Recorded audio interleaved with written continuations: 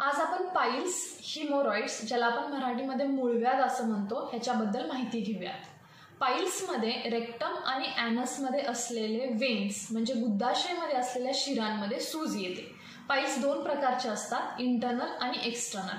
ॲनसमध्ये असणारी dentate line ह्या internal आणि एक्सटर्नल पाईल्सला डिफरन्शिएट करते. डेंटेट लाईनच्या वरचे हे इंटरनल पाईल्स असतात आणि डेंटेट लाईनच्या खालचे हे एक्सटर्नल पाईल्स असतात.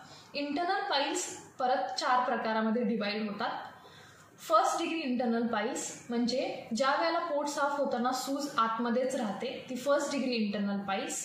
ज्या वेळेला पोट साफ होताना सूज बाहेर येते परंतु ती आपल्याप आतमध्ये जाते ते सेकंड डिग्री इंटरनल पाईल्स. ज्या वेळेला सूज बाहेर येते पण ती बोटाने आतमध्ये ढकलली जाऊ शकते ते थर्ड डिग्री इंटरनल पाईल्स. ज्या वेळेला पोट साफ होताना सूज बाहेर येते आणि ती आत जात नाही ते fourth degree internal piles. Piles होण्यामागचे रिझन काय आहेत? अनेक वर्ष पोट साफ न होणे, कडक संडासला होणे, खूप वेळ संडाससाठी प्रेशर देणे आणि लो फायबर डाएट ज्याच्यामुळे पोट साफ होत नाही, हे मेजर रिझन्स आहेत.